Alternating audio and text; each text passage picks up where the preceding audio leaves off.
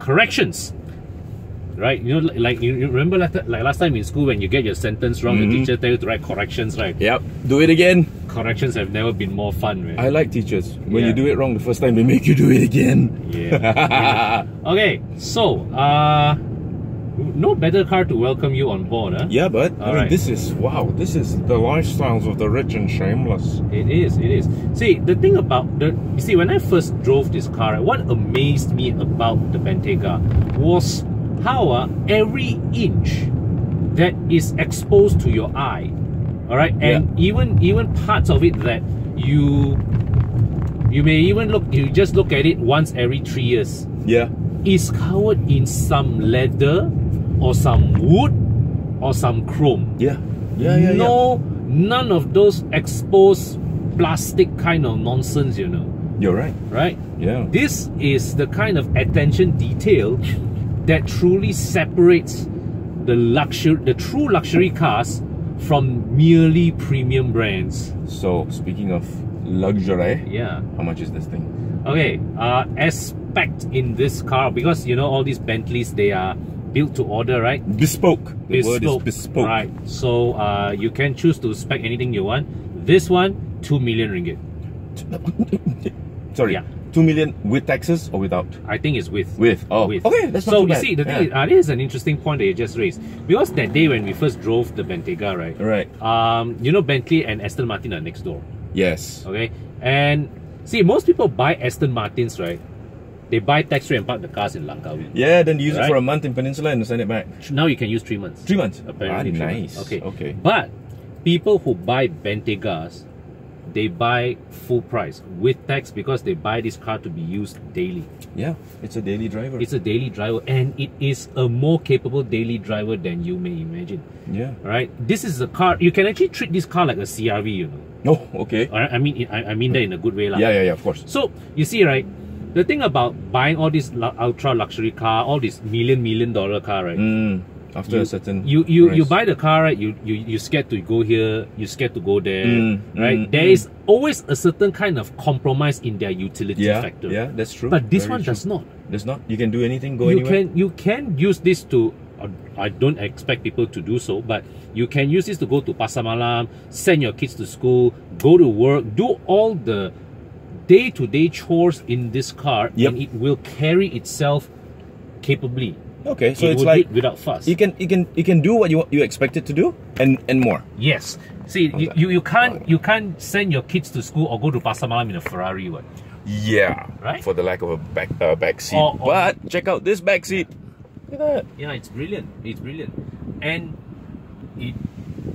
despite all that day-to-day usability, it is fast, man. And I'm talking about both on a straight line, proper fast, right? Yeah, straight line speed as well as handling.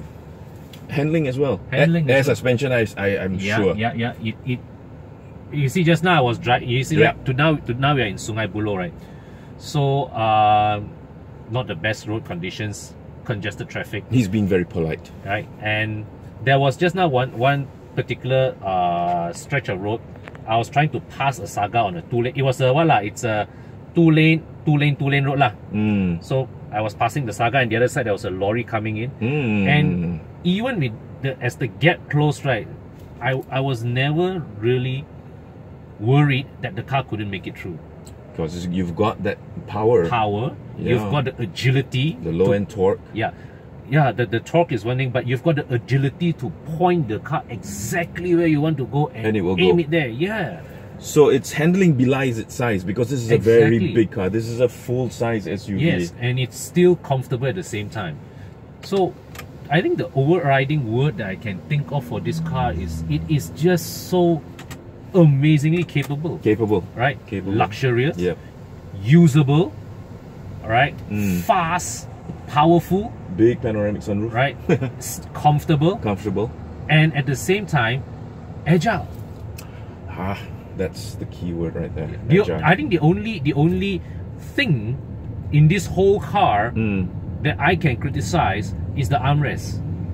Which armrest? The rear one. Oh, okay. It looks like just a more rubberized version to the one you see in the Passat. Yep. Yeah. Okay. But everything else is is beautiful. Okay, you can see the dashboard lah. Underneath is Volkswagen Group architecture.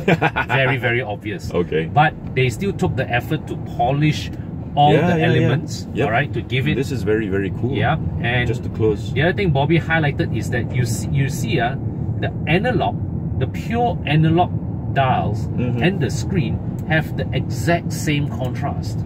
Nice. Right? And this is proper analog. This is not digital analog. Yes. These are actual needles. This is the kind of thing that you actually don't have to do. But you do it all the same just to show the customer that you refine the car to that kind of detail.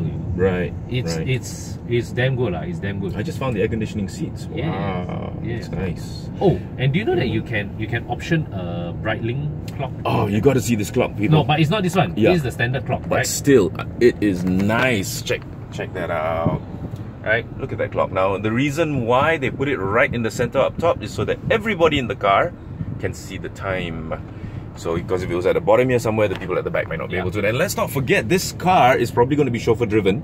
Yeah. Possibly. However, Kon, I think you would agree with me on this one. If we ever owned this car, we would fire the chauffeur, wouldn't we? Exactly. Why and drive this daily. Yes. Why not? And that Breitling clock is 160,000 ringgit if you choose to. What? That just the clock? No, not this one. Oh, okay. All right, but the other one. You can opt a 160,000 ringgit clock. You know what'd be absolutely the coolest? Yeah. If you're gonna pay 160,000 for a clock in a car, they should make it detachable so you can take it off and put it on your watch, on right? your watch, wear it, and then wear it around, and then when you come back to your car, click it off and put it back.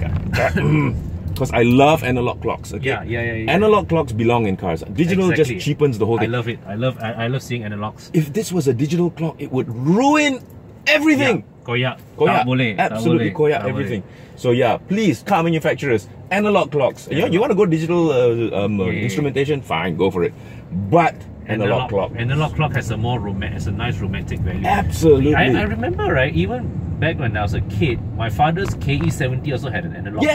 Yes, it was a square thing. I think it said quartz on it. I always liked looking at it. Then when we went from that to a Proton Saga, then I didn't quite like looking at the digital clock. It's digital, They thought digital would be, more advanced, more technological, but not nice one. Certain things you need to keep a bit rustic.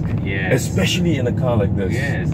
And I would say, right, 2 million for this is a steal? Is fucking good value, man. Look at that. Yeah. Just for this key alone.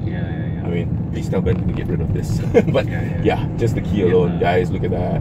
How cool is that? I mean, for such, if let's say if you're an orang kaya, this is a very, very appealing daily car. Yes, right? It's an excellent proposition. Yeah. And also for the fact that, like you said earlier, you can just go anywhere. Basically, if the roads are suddenly turned into laterite from asphalt, it will handle it. You may keep going. Yeah, you may want to watch out for a curved rim or a scratch rim or two, but the car will take it. It will. It will take it. Let's not talk about rim replacement, because I think that would cost quite a pretty penny. It would be. So very nice. Very nice. Okay, good. Cool. So guys, this is it. The Bentayga W12, very capable. Very cool. Hit it, come on. Practically. Oh my God. Okay, my guys. Bye. Whoa. Okay, that was, I think, a good ending. Woo. Yeah. Okay. Like I've always said, if you have the means, by all means,